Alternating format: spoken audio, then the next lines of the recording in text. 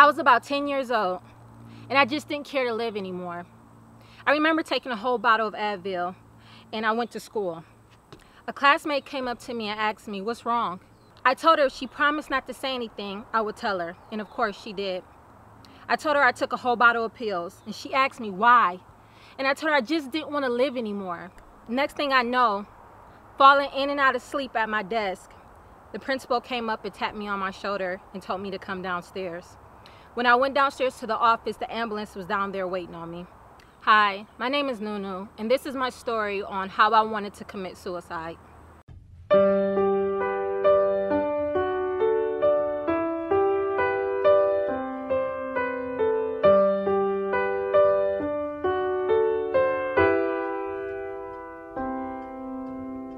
After going through sexual, physical, and verbal abuse from my family, I felt no need to live.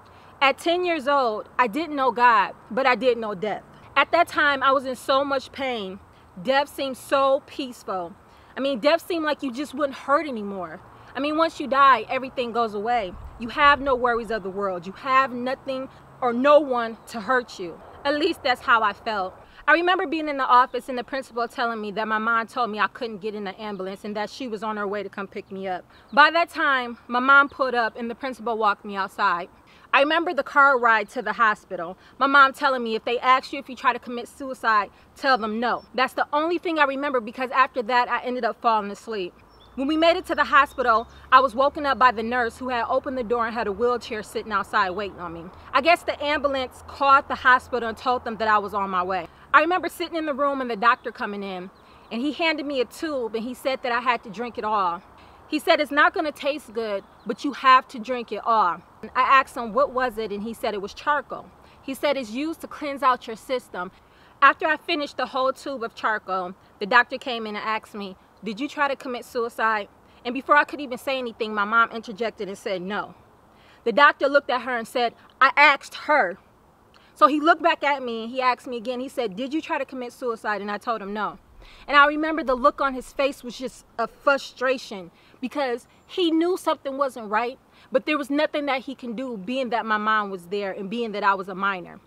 I was only 10 years old at that time. As time went on, that suicide attempt was shortly forgotten. I remember hanging out with my cousin and we were downstairs in her brother's room and we found some porno magazines that he had. And I remember me and her dividing the porno magazines up, and I took some with me and she kept some. Well, one day when I was at school, my mom out of the blue had decided to come pick me up. And I remember all my friends like, "Oh, your mom's outside, your mom's outside." I went outside and I got in the car. Well, when I opened the door, all the porno magazines were there. When I got in the car, my mom was just literally cussing me out.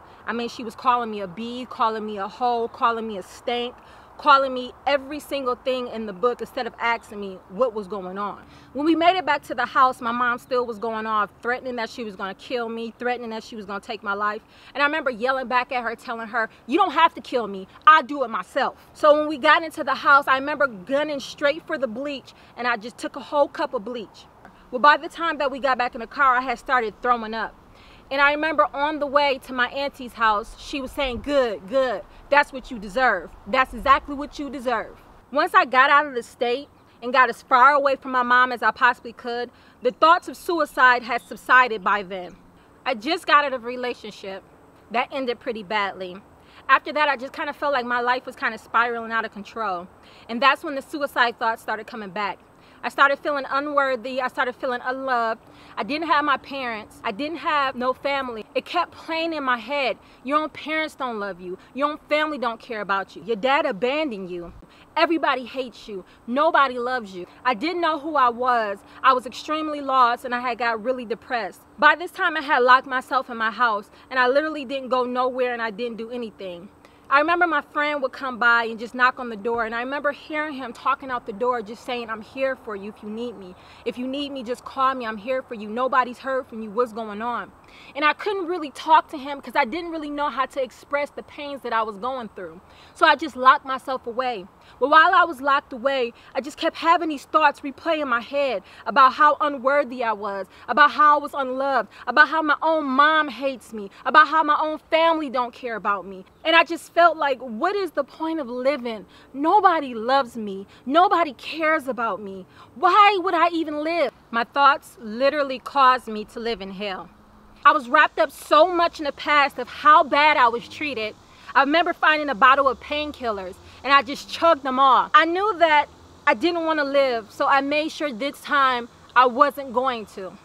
I remember getting in the car and driving to Walgreens and just sitting in the car and just crying. I remember my best friend calling me, and I guess she could hear it in my voice, my distress. And she kept asking me, what is wrong with you? What is wrong? What is going on? By that time, word had gotten out between my really close friends and my auntie and my cousin that I just kind of disappeared off the face of the earth. Nobody could get in contact with me. So by this time, my best friend was just questioning me and drilling me and asking me, what is wrong with you? What is going on? And I just wouldn't tell her, but she could just hear it in my voice. And I remember she just started crying. So by then I told her exactly what I did. I just said, I just didn't want to live anymore. And I took a whole bottle of pills and she just went off on me. By that time I ended up falling asleep in the car, and next thing I know, her auntie was knocking on the door. I remember hearing my best friend's voice on the phone when her auntie was helping me get out the car. Her auntie took me straight to the emergency room. I remember doctors and nurses constantly kept coming in telling me I couldn't go to sleep, kept waking me up. They kept giving me something to drink, telling me that it was going to cleanse my system. I just remember feeling like, why am I here? I don't want to be here. Why am I here? After the doctors and the nurses had checked my vitals and made sure that I was good to go, I remember a black lady came in who was a social worker. And she came in and asked me a series of questions. And one of the questions that she asked me was, did you try to commit suicide? And I remember the thought came in my head of what my mom told me to say the very first time I tried to commit suicide. So as soon as that thought popped in my head, I told her no. She said, well, why did you take so many pills? And I told her I had a headache. But before even thinking about it, I told her, well, when I was younger, I did try to commit suicide. After going through her series of questions, she left out the room. And about 20 minutes later, she came back and she said, they're going to discharge you. I was like, cool, bet. I'm ready to go anyways. I remember security coming into the room and walking me down to the door. I was taken into another building. And they told me to go into that building, that they were going to take care of me in there. So not thinking, I went in. I remember walking into the front doors thinking, where am I? So I went up to the front desk and the lady told me to fill out this paperwork. She handed me a bag and it had a hospital robe in there, a toothbrush, toothpaste, and soap. I asked her, I said, what's going on? Where am I at? And she told me the facility that I was at. And she ran down exactly what was going on. She told me that the social worker felt that I was a harm to myself.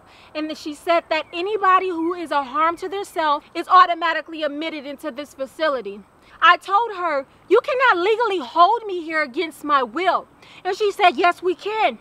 If we feel that you are a danger to yourself, we legally have the right to make you stay here. So I threw my hands up and was like, well, let me go ahead and get comfortable, because now I can't do nothing. Now I can't go nowhere. Now I can't go back and be depressed. Now I got to sit here and I got to deal with strangers forcing me to stay in the facility that I do not want to be at. Cool. And they walked me to my room and told me where exactly I was going to be staying at. It was a counselor that came in and brought me to the back. And she asked me a series of questions. And she told me, as long as we feel that you're not a harm to yourself, you can be let go. She told me that they had weekly meetings that were mandatory. The very first meeting that I went to, the room was filled with men and women, some who were homeless, some who were dealing with mental issues, some who had just gotten out of an abusive relationship. I remember one girl there in particular who told us her story about how she was raped, and because of that rape, it left her pregnant. She tried to commit suicide just because of the fact that she was carrying a baby by a man who raped her. I remember everybody who voluntarily spoke about their struggles and the things that they had faced in life and what led them to want to commit suicide. I remember sitting there just thinking how unworthy I was, how ungrateful I was, how unappreciative I was of my life. To sit there and listen to other people and the dramatic things that they went through helped me to realize that I wasn't the only one that was going through something. I wasn't the only one facing demons. I wasn't the only one that was hurting and in pain. I wasn't the only one who wanted to commit suicide. I wasn't the only one who wanted to take their life. It helped me. It helped me to listen to all these people's stories. It helped me to realize you're not the only one that wants to take your life. You're not the only one that tried to take your life. You're not the only one who was raped. You're not the only one who was going through struggles. You're not the only one that's being faced with demons and struggles in his life. You're not the only one that's going through problems and issues. That meeting changed my perspective on suicide. That meeting changed my thought process on why I even wanted to kill myself. Even though I was dealing with a lot of turmoil from my past, being in that meeting put things in perspective for me. It helped me to kind of sort out my issues a little bit. I was forced to sit there and to listen to all these different people of different ages, of different races, of different backgrounds, of different cultures, talk about their different stories of wanting to commit suicide. After going to meetings and hearing everybody's stories and the demons that they were facing, I was starting to feel better. I was starting to be around people who were going through similar situations that I was going to. It was one day after group that I was headed back to my room. Now, one of the guys that was working there followed me back to my room. He pretended like I needed towels and I didn't really understand what he was doing. I remember when he came into the room, he forced kissed me. By then, he had stuck his hands down my pants. Thank goodness somebody in the hallway was coming and it scared him and he ran off. I remember not coming out the room for days, not to shower, not to eat, not to do anything. I remember feeling shamed and embarrassed again, taken advantage again. And those thoughts of suicide slowly started coming back into my head. I remember I was called out to take an assessment to be released. I remember when I was called in by the counselor who held our group meetings. She asked me a series of questions, and I remember thinking during the questioning, I have to answer right. I have to answer them right. I have to answer them right in order to get up out of here. So I did exactly that, and I was released. 3 years later, I was faced with the same people who had broke me when I was a child. I was at the airport, eyes bloodshot red from crying.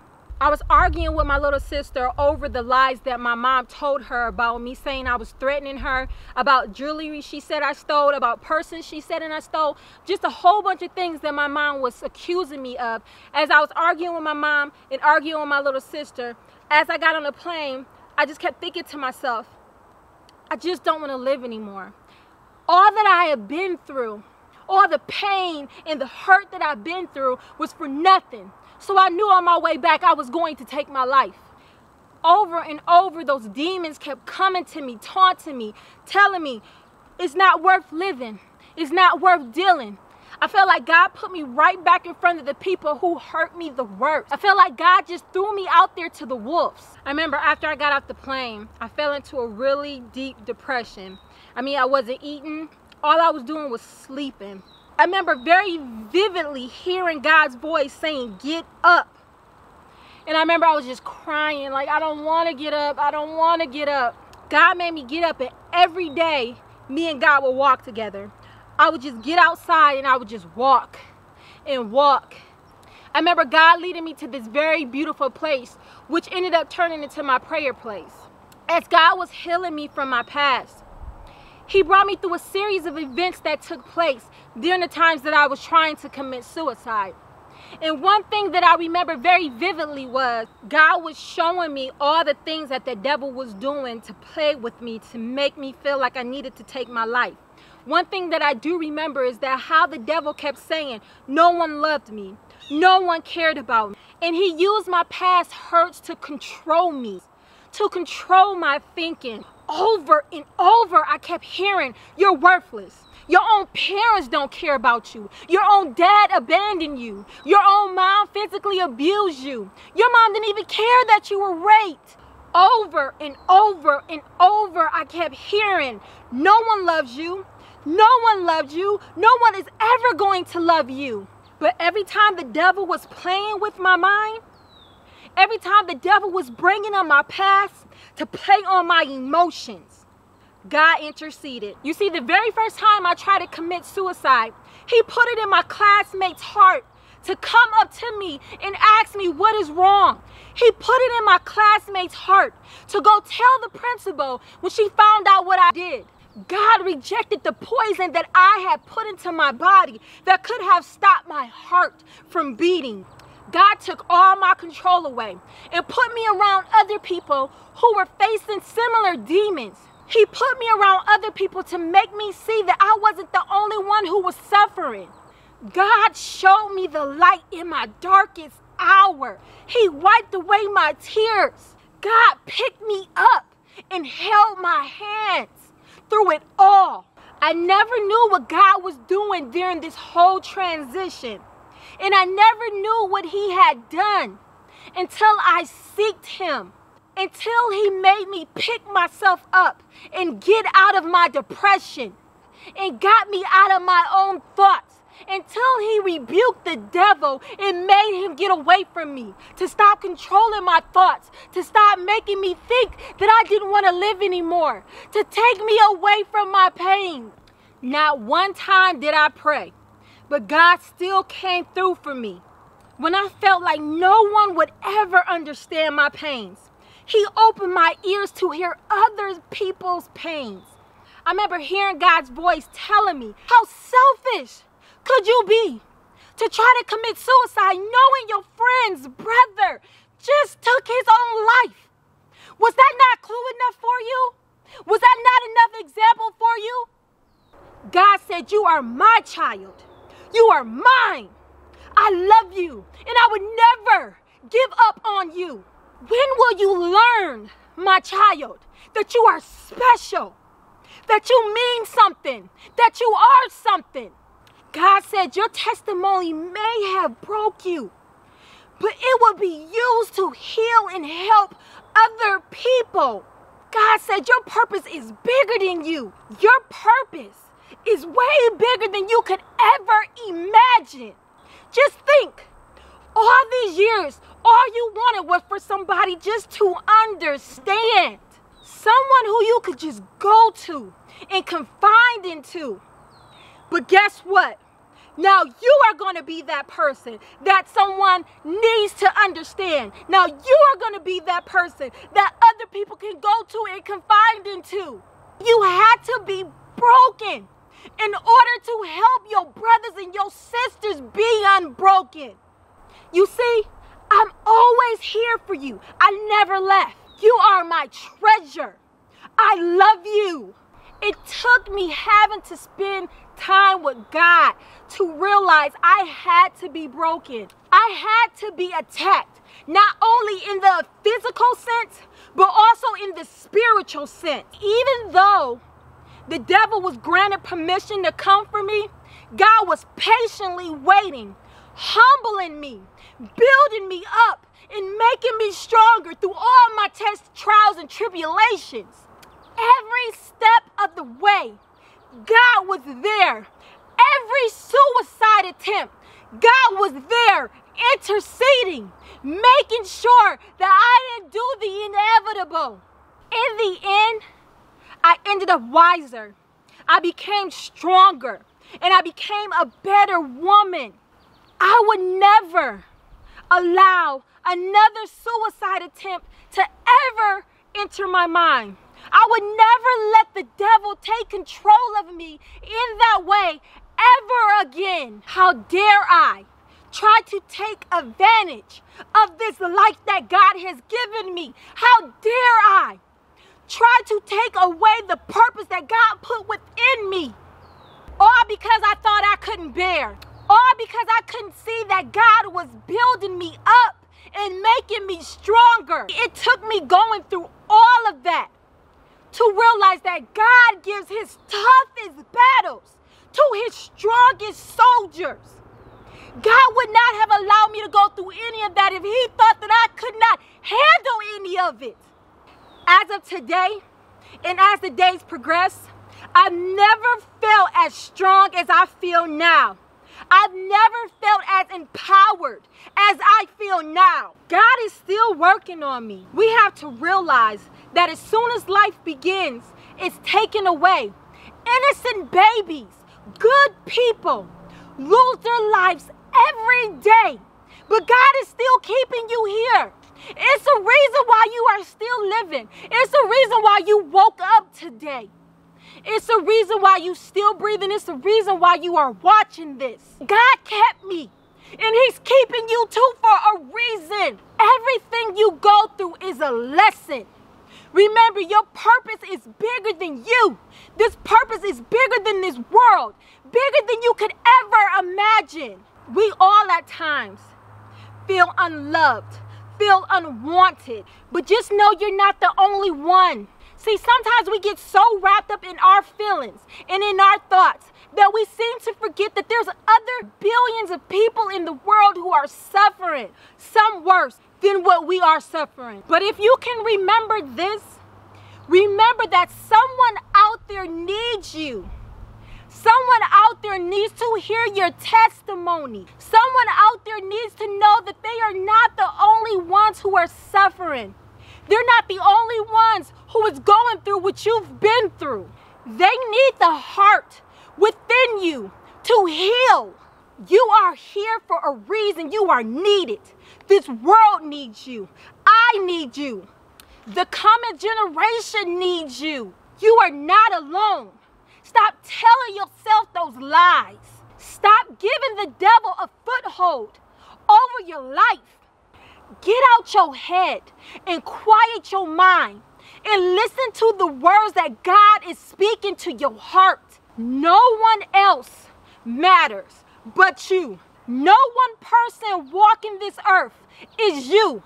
No one could ever replace you. God knew you before your mama knew you, before your daddy knew you, before your friends, your family, before this earth even knew of your existence. You are perfect just the way you are. You are here for a reason. God loves you more than you could ever know. I know how you feel.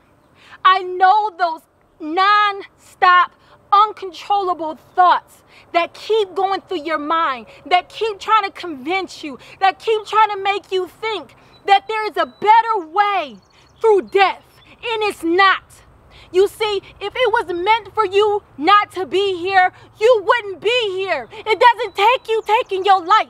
Just know, I've been there, and I know how you feel. If you need a listening ear, my ears are open. If you just need a hug, I will come and give you that. If you need somebody just to turn to, who can understand the pains and the fears and just wanting to leave this earth, I know. But I'm still here. God kept me here for a reason. And God is keeping you here for a reason. Know that. If you ever get those thoughts in your head, go to God and just yell and scream and cry if you need to. Because I promise you, He is going to guide you exactly where you need to go.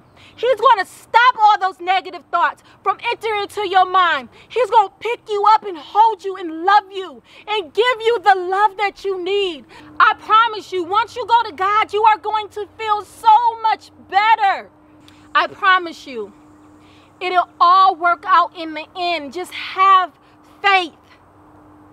Believe that God has a reason and a purpose for your existence on this earth. Don't give up, because God has not given up on you. If it's still hard and you still can't bear, reach out to somebody.